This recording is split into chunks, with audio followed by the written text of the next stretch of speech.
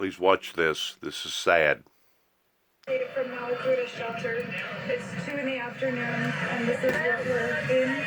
We're going to be hanging out inside and waiting for the next air evac. Terrifying, isn't it? That was a woman stranded in southern Australia as ferocious bushfires continue to eat their way through the landscape. Skies have turned a haunting orange. Streets are deserted as thousands of people flee. Just look at those images there. At least 24 people have been killed. Others are missing, by the way. Authorities in New South Wales say about 2,300 firefighters are battling nearly 150 fires. Not only are they trying to save lives, that firefighter there can be seen hand-feeding a kangaroo some bottled water in a scorched field. Now, this is interesting. NASA releasing 2 images to show how much the fires have affected the region. This photo taken in July. You see there, lush green. It all looks very nice, doesn't it? Now, let's have a look at this photograph taken on Wednesday. The same area just completely covered in smoke. CNN's Anna Corrin is near the fire lines in the town of Eden in New South Wales. Michael, we are in Eden on the south coast of New South Wales that has been under threat from fire, and you can see the sky. It is extremely eerie. We've had this orange and red glow throughout the day. Many residents have come here to the harbour. This is where they feel it is much safer to be. Police came and told residents that they needed to leave. They weren't in a position to protect them if those winds whip up and push that fire, which is in several kilometres in that direction towards the township. But many residents are staying put. They're here at the wharf, at the harbour. They're even seeking refuge on the boats out there, tugboats, fishing trawlers. They feel that is the safest place to be.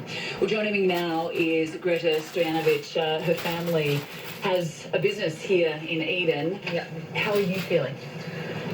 It's up and down, so I'm feeling a lot more optimistic than I was a few hours ago. It's been really harrowing the past, 24 to 48 hours. It's been horrible. More optimistic because of the rain and the wind has died down? Just the change in the colour of the sky kind of gives you a bit of a change in psyche. It's not right when the sky is that red all day and it just doesn't change. You can't sense time, and there's just a lot of uncertainty in the air. So, but the threat is still there, as we know. The winds can pick up, and it is not too far to the township of Eden. It's very close. It's about a few minutes drive out of town, which is too close for anyone's liking, and so we're stuck where we are. So And how is the community holding up? We're all just trying to get through this and try and stay calm and trying to, stick to our plan. And what happens when we, find out that there's embers falling, we've got a little bit of a process that we're going to follow, but we're just trying to keep each other calm and happy right now. Well, Greta, I know this is a very tight-knit community, and you're doing a marvellous job in helping everybody here, keeping your cafe open. Thank you.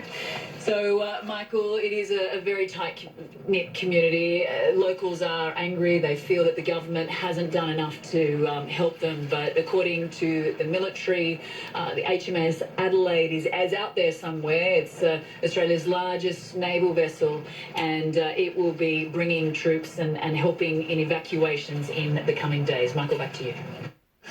Anna Corrin, our thanks to you. Appreciate that. I mean, I cannot get over the colour of the sky. Yeah, that video was taken several hours before the sun actually set in Eden. I mean, this is incredible to see how the smoke can just blot out the sun completely. It's extraordinary. What do you got now?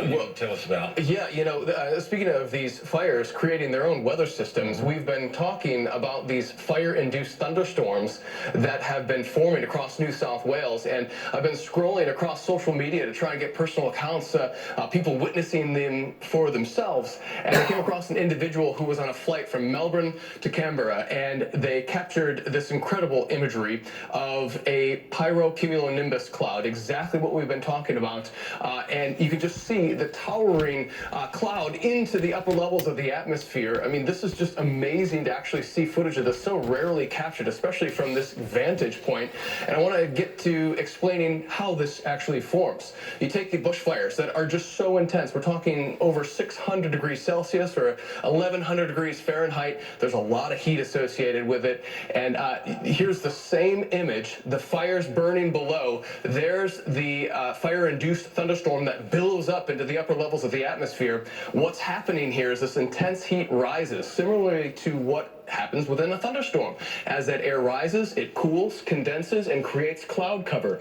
A lot of times there is dry lightning associated with these thunderstorms as well, which can ignite new fires. But similarly to a thunderstorm, there's a downdraft with this as well. It has the ability to pick up embers and spread spot fires further away from the original front line of the ongoing bushfires that are taking place. So this just puts it into perspective for you at home, how difficult it is for the firefighters on the ground to get a handle on this situation. In other words, it's a dominoes effect, is what he's saying. That once that gets into that development stage, going up into the higher atmosphere, then it creates its own atmosphere. And in that atmosphere creates more dangers of lightning and stuff like that. 50 degrees plus heat Celsius right there, that's like 120 something degrees, or right at 120 degrees, according to our temperature scale. And that's just unbelievable. Look at all the fires that they have. God almighty, they've already estimated that over 50 million animals have died. 50 different million animals have died. I'm sure that's including birds and everything else, but man, that is so sad. So sad.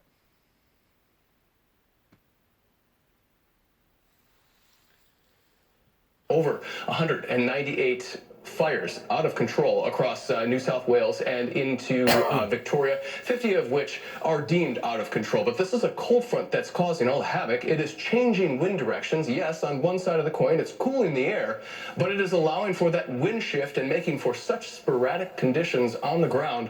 I mean, winds are gusting with the passage of this front, first from the northeast, then to the southwest. You can imagine what that does to the advancing fire. 15 millimeters of rain can stop the spread of fires. It's 50 millimeters of rain that is needed to extinguish fires completely. We do have a cold front coming through, and we have rainfall totals around 25 to 35 millimeters over the next 5 days. We'll take what we can get, but not enough to put it out. Right. And we were talking, a friend of mine in Adelaide, who's a journalist at one of the TV stations there, told me about these pyro things, said that there was a town in New South Wales that was burnt after one of these things shot embers several kilometres, which is the head of the, wow. She says this, she said the head of the fire service says he's only seen one in a fire season before. Yesterday he saw 3 in a day. Think about that fire ember. The ember has to travel great distances, still be lit, and then start an additional fire way in advance, kilometres in advance, according to your journalist. According to her, yeah, terrifying, absolutely terrifying. And I keep coming back to this because the most reaction I've ever had to anything on Instagram was a koala being fed water, and 3,500 likes in 2 days. It's the animals. They say 500 million animals have likely perished. And I've seen the assessments. 500 million. 500,000 animals? Wow, that is so sad. Oh my God. On that, and it's startling to know the stark reality of what we're witnessing on the ground, and the fingerprints of climate change written all over this. And those numbers still need to be verified. I think we understand that, but when you're talking about that many animals that have been impacted by these fires, I mean, that has to raise alarm bells. Oh, absolutely. And it's an estimate, yes. I mean, nobody's gone out and counted them, but I mean, when they factored in the areas that have been burnt, and It is many magnitudes greater than the Amazon fires in the Amazon rainforest, as bad as they are, the California fires that got a lot of attention. This is so much worse. I mean, I have friends and family in Perth, in Adelaide, in Victoria, in New South Wales.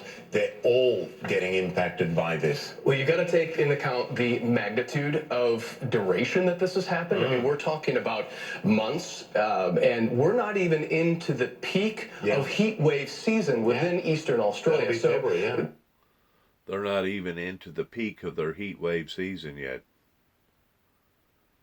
Oh my God. Oh my God. And we still have skeptics over here in America that are denying global crisis changes on the planet.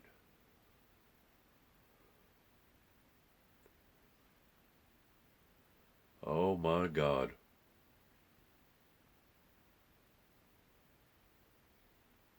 You know, you take into consideration whenever something like this occurs, it's over with for that particular generation that was adapted of seeing all the plush green and the vibrant life throughout that area.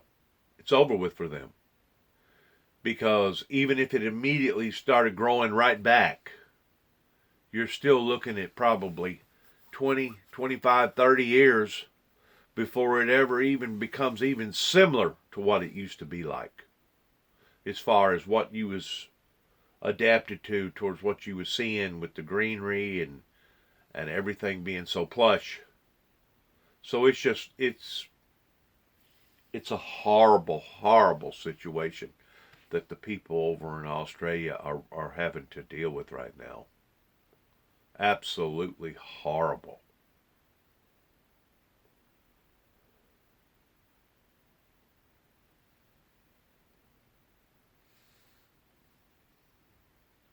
Believe it or not, the worst is yet to come. But the recipe for disaster was this, Michael. We had the driest year on record, 2019. We had the warmest year on record, 2019. You combine those, and you're going to see scenes like this play out. It's just unfortunate, but it is what takes place when these elements come together. And the interesting thing, you know, following the Australian media like I do, I mean, as you say, all the fingerprints of climate change, the political resistance to talking even about climate change is extraordinary. People saying it's, politicians saying it's scaremongering and no evidence and blah, blah, blah. Just look at that. I mean, the colours, and there's no filter on that. That's just the colour. By the way, I've been watching these live Earth cams across Eastern Australia and even into New Zealand. Look how eerie looking that looks. I couldn't even imagine walking outside and looking and seeing how eerie. So you know good and well, anybody in that area that has any type of breathing problems as far as asthma or allergies is just suffering tremendously towards having to breathe that type of oxygen that's been scouted like that. That is so sad. Blood red skies loom over southern Australia.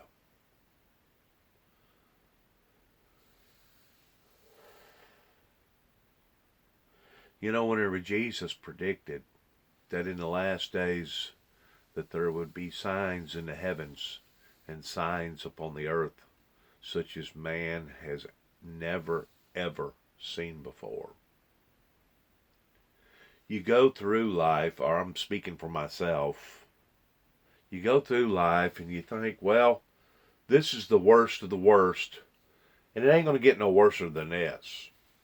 And then something else occurs. And then something else occurs. This tops anything imaginable.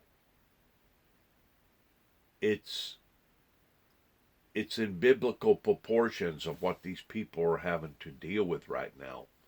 Could you only imagine walking outside, having to wear a mask? The oxygen level would be so low to the point that if you even tried to walk a mile, it would probably be the adequacy or the efficiency of walking 10 miles, because you wouldn't have the proper oxygen there to sustain your body. It would be the same thing if you was way up into the Rocky Mountains, way like 14,000 feet high, where the air gets super, super thin. The oxygen just isn't there. And as your oxygen level is diminishing, your strength is diminishing. Your body is no longer being fueled with the proper type of oxygen that it should be fueled, and because of it, you can feel it. You can feel it drain you. You can feel it just. It just sucks the very life out of you, because you are not being fed the amount of oxygen that you should have. And I'm pretty sure that those people breathing that type of oxygen, that type of air, it's having a profound effect upon to that area. God, that is so sad. That is absolutely eerie sad. In Auckland, Victoria Harbour went from beautiful... Good grief.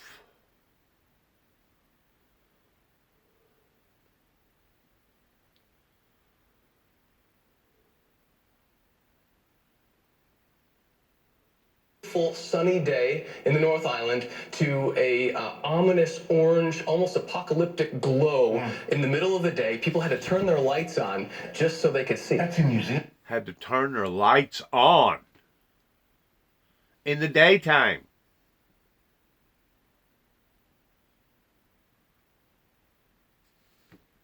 That's in New Zealand. That's in New Zealand. 2,000 kilometers away. 2,000 kilometres away. Unbelievable. Yeah. Derek Van Dam, I'm glad we had this conversation. Yeah, thank you, Michael. Really important. A lot of people being impacted. Very serious stuff. All right, now, this is important too. If you want to help, my own daughter texted me today and said, how can I help? You can go to cnn.com/impact. A lot of good organisations there. They've been vetted if you want to give a hand to some of those people down there fighting the fires. We'll be right back. Oh, will we? Yes, we will be right back. Unbelievable. Energy. Unbelievable. And they're not even in the worst is yet to come. That's the frightening part. The worst is yet to come.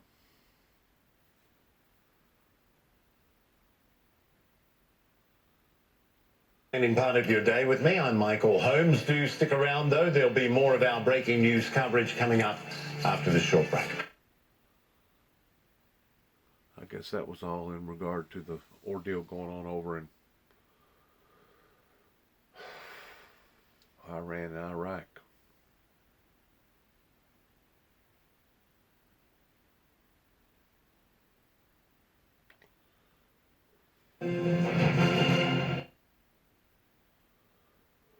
CNN Breaking News.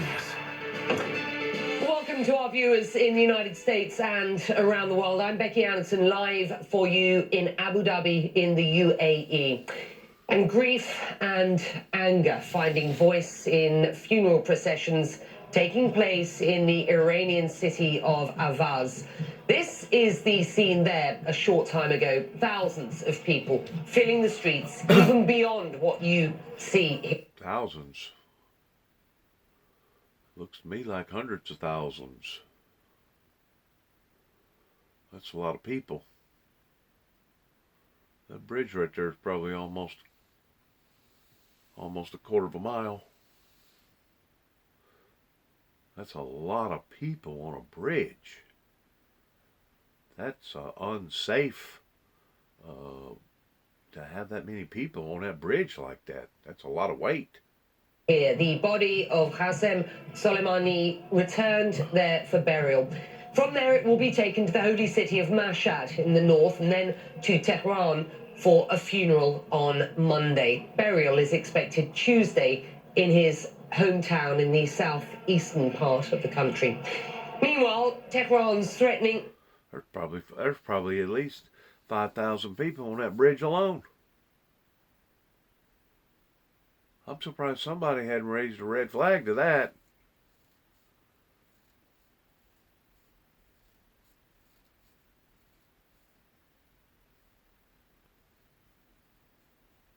Harsh revenge that prompted a warning from the US president, who said the US has identified 52 Iranian sites it could hit if Iran retaliated for Soleimani's death. Privately, the US administration is telling Congress it fears a reprisal from Iran could come within weeks. Well, back in Baghdad, where Friday's strike took place, the Iraqi parliament is expected to convene an emergency session in about an hour's time. Well, there is an awful lot to talk about, and CNN's correspondents fanned out across the region, standing by with the very latest. Jamana Karache is in Baghdad for you. Nick Robertson is in Riyadh. And Matthew Chance joining us for perspective from Moscow. I want to begin with you, Jamana, in the Iraqi capital. And just how concerned are people there that any escalation between the US and Iran will end up with Iraq and the Iraqi people in the middle of all of this? You know, this is the biggest concern, Becky. You speak to so many people here who are so worried about that their country is yet again being caught in the middle of a conflict between different countries. This time, what is turning into this confrontation between the United States and Iran, the concerns that this could play out between the United States and Iranian proxies here on the ground. And, you know, the situation is so tense. People are really on edge. And we saw that yesterday. You know, there were several rocket attacks targeting the Green Zone and an airbase, Balad airbase to the north of Baghdad. There were no casualties in this attack. No one claimed responsibility for this attack. And, you know, these sort of attacks do happen. They could happen from time to time. But because of this situation, because of the heightened threat levels here, people were really worried, especially after we heard these different Iranian-backed paramilitary groups threatening the United States, saying that they will retaliate for the killing not just of Qasem Soleimani, but also of Abu Mahdi al-Muhandis, one of the top leaders of these paramilitary groups here in this country. So, you know, it's not just the Iranian-backed groups, it's not just people who are in favor of the Iranian influence here who are very upset, furious with how the United States carried out this strike. Others, too, who are opposed to Iranian influence and interference are also furious, saying that, here we go, again, the United States turning Iraq into an arena for settling scores. They feel that the way this all played out shows disrespect for Iraq, a real disregard for this country's sovereignty, its stability, and what could happen right now is a very dangerous situation. So they are extremely worried about this. And Becky, all eyes right now are on Parliament. What is going to happen in the next hours? You mentioned we were aware of this emergency session that is supposed to take place, but now there's question if that's even going to happen. One member of Parliament that our producer just spoke with said they don't even know if they're going to have a quorum to hold this session. The Iraqi Parliament does have this, it is notorious for not being able to agree amongst its members to deliver. And we've heard threats coming from these Iranian-backed paramilitary groups in the past 24 hours, telling parliamentarians their eyes are on Parliament. They'll be watching what is going to happen today, putting pressure on them to pass some sort of legislation, to reach some sort of an agreement to force U.S. troops out of this country. They want to see an end to U.S. forces, and it's unclear if Parliament's going to be able to deliver anything. We're told there are several bills that have been presented, some who want the United States completely out of here, others who want some sort of a limited presence, and also talk that certain groups within Parliament don't even want to see the United States out. They want the United States to remain, saying it's important for the country's stability, Becky. Fascinating. Jamal Karachi is in Baghdad. Thank you to you. Tensions continue to rise then here in the Middle East. Protesters have taken to the streets in Iran, burning US, Israeli and British flags after the targeted killings of Iran's top military officials. CNN's Fred Pleitkin is in the capital, Tehran. Iran continues to be in a state of mourning, but at the same time is vowing retaliation and revenge against the United States after the killing of Qasem Soleimani, the head of the Revolutionary Guard's Quds Force. Now, the president of Iran, Hassan Rouhani, he actually visited Soleimani's family on a Saturday, and he was asked by Soleimani's daughter, who is going to take revenge for the killing of my father? And he said, everybody will take revenge, don't worry. Obviously saying that some sort of retaliation would take place. Now, that's also interesting because the head of Iran's Revolutionary Guard Corps came out and said that there would be strategic retaliation, as he put it, against the United States, and that strategic retaliation would spell the end of America's presence here in this region. He said that strategic retaliation would happen in a vast geography and over a period of time. Now, those are two very key points because, of course, we know that the Iranians control a lot of proxy forces in many of the neighboring countries in the greater Middle Eastern region. At the same time, the Iranians have also been saying that they believe that time is on their side. In fact, a senior Iranian military official just on Saturday said that the Iranians don't need to be rushed into anything, and they will do all this on their own terms, and they will do it in their own time as well. Meanwhile, the Iranians are also saying that their foreign operations from their Revolutionary Guard's Quds Force are not going to miss a beat, despite the fact that Qasem Soleimani has been killed. They've already named a successor to Soleimani, and they say they're going to operate exactly the way that they have before. In the meantime, Tehran and other cities here in Iran continue to be in a state of mourning, where we've had processions with people mourning the death of Qasem Soleimani, and also almost 1,500 billboards have been put up here in Tehran, also with Soleimani's likeness on them as well. Fred Pleitkin, CNN, Tehran. Well, following the deadly US airstrike that killed Soleimani, a spokesperson for the Iranian armed forces says there is a plan to respond. In anticipation of that, the United States beefing up its presence here in the Middle East. This is new video of troops with the 82nd Airborne in North Carolina as they move out to the region. Meanwhile, President Trump responding to Iran's threats with warnings of his own. Let's get more from CNN's Jeremy Diamond.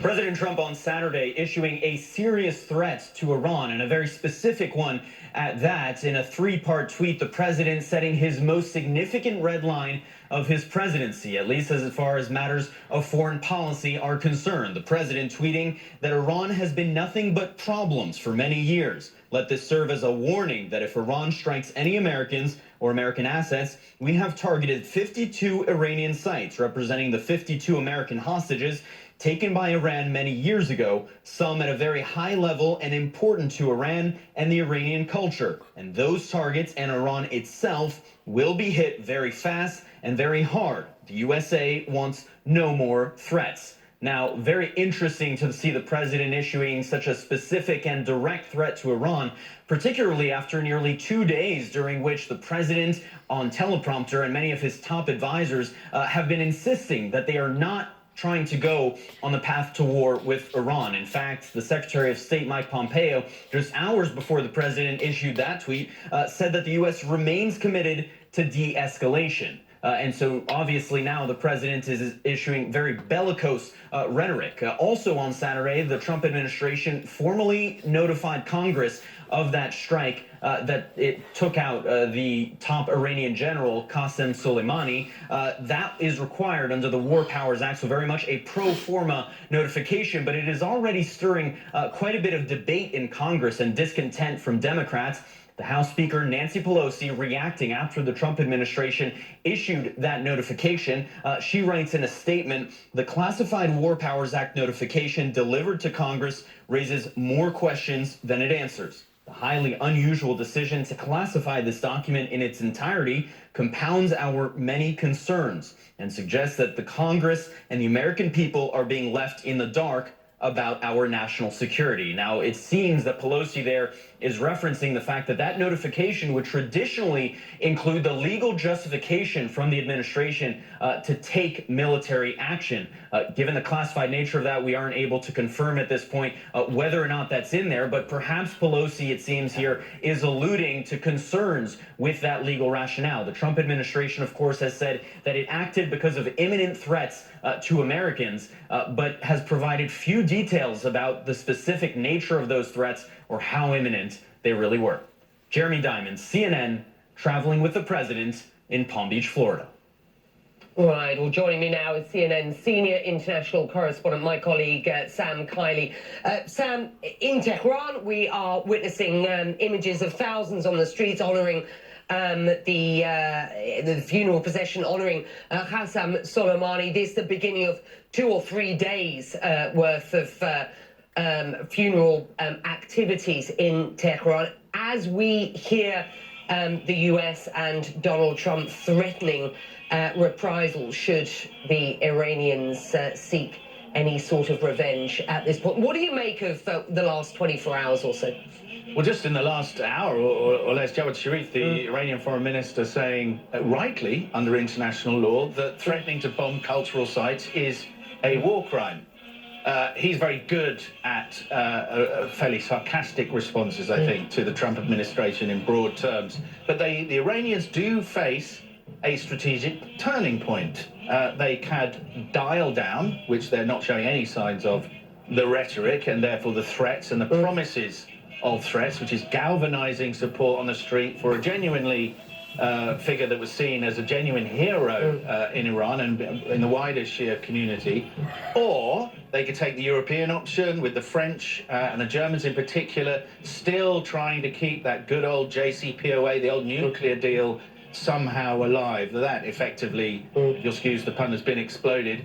And then from the American perspective, they have a tactical win in that they have killed a notorious leader of terrorists and proxy groups that have killed Americans or organized the killing of Americans and coalition fight forces back in the day during the US-led occupation of Iraq and before. That's a tactical win, but how does that translate into strategic success? At the moment, in the short term, it seems that the advantage is laying mostly with the Iranians. So which begs the question, what happens next? I mean, it's interesting to see in a region that can be so alarmist that experts and those that we are talking to, our sources, whilst concerned, are perhaps less alarmist about what is going on here than those from the US and the West.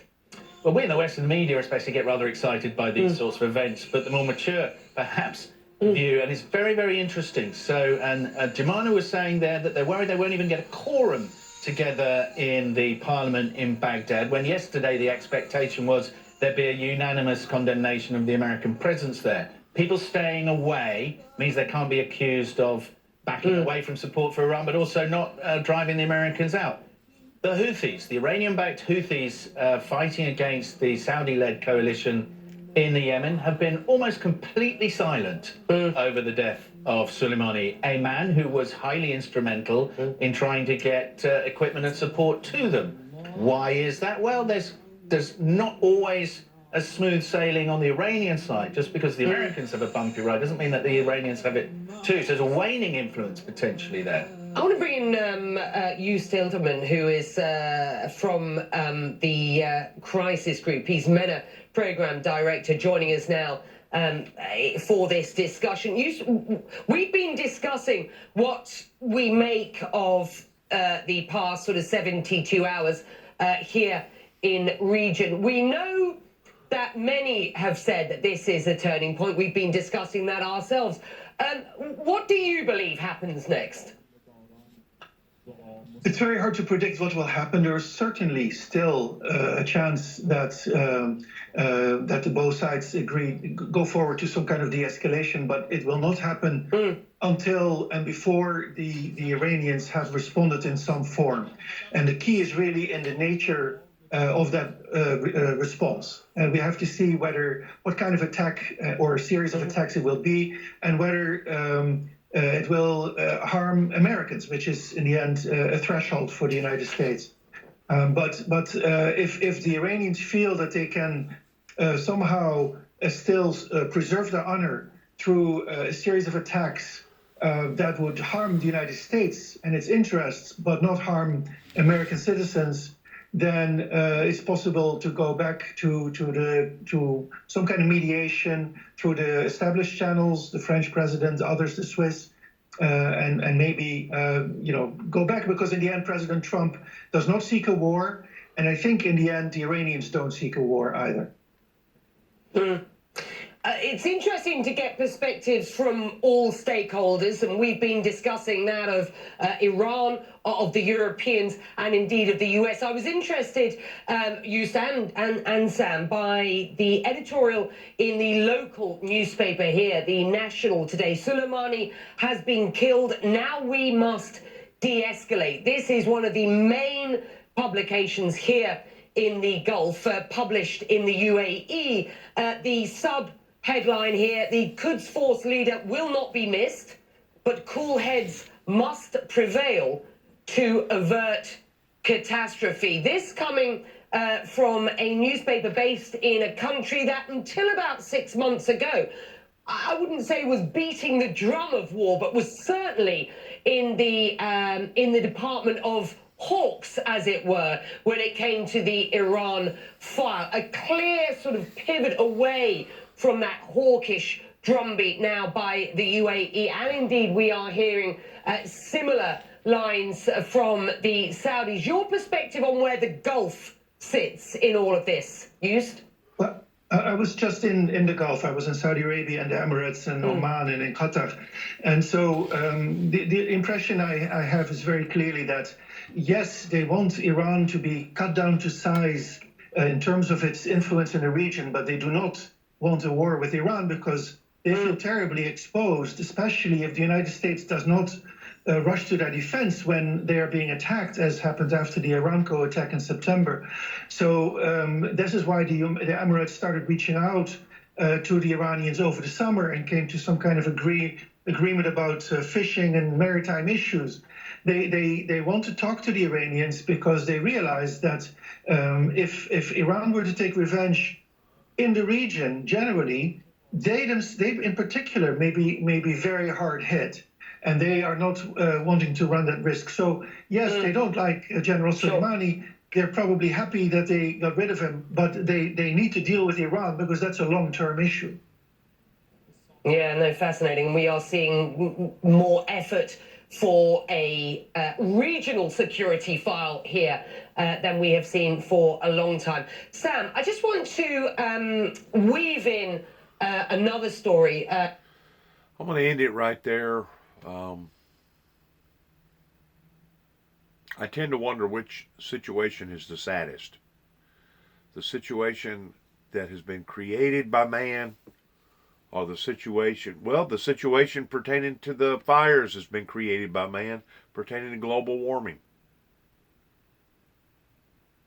But I tend to wonder which one is the saddest.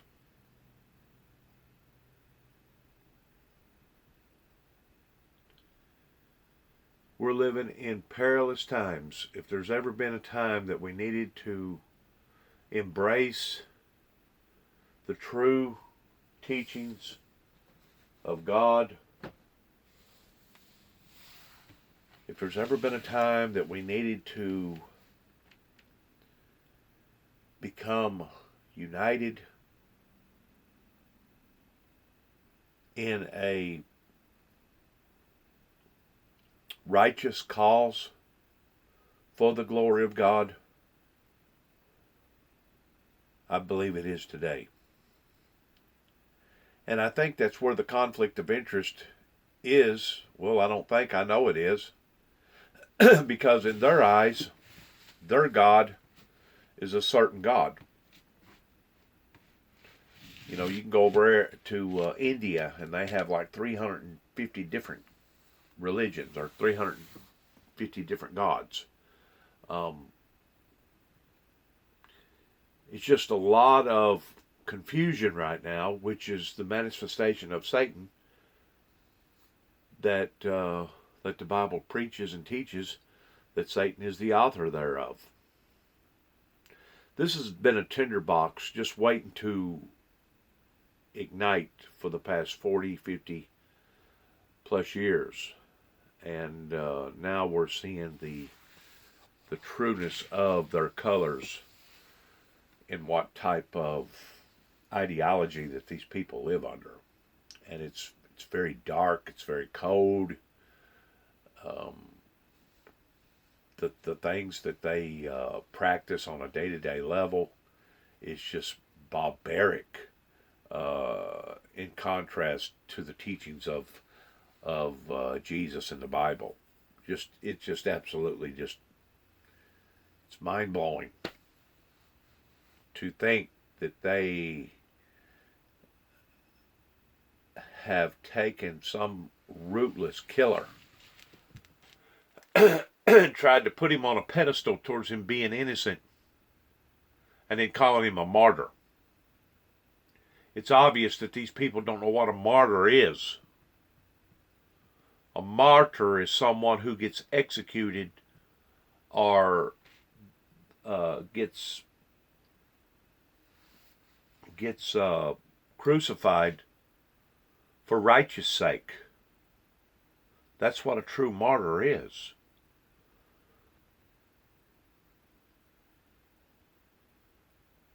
Lord, Lord, what a mixed up bunch. Like I said, I tend to wonder which situation is the worst. The situation right now that's brewing in Australia pertaining to the fires, or this situation right here that's brewing. These people have never had the American interest at heart. Though we have opened up our borders towards allowing for them to come into our universities and our colleges to gain more education, they have truly never had the American interest at heart. And I think as we get further into this, more and more people will see just exactly what I'm saying is in fact true. That their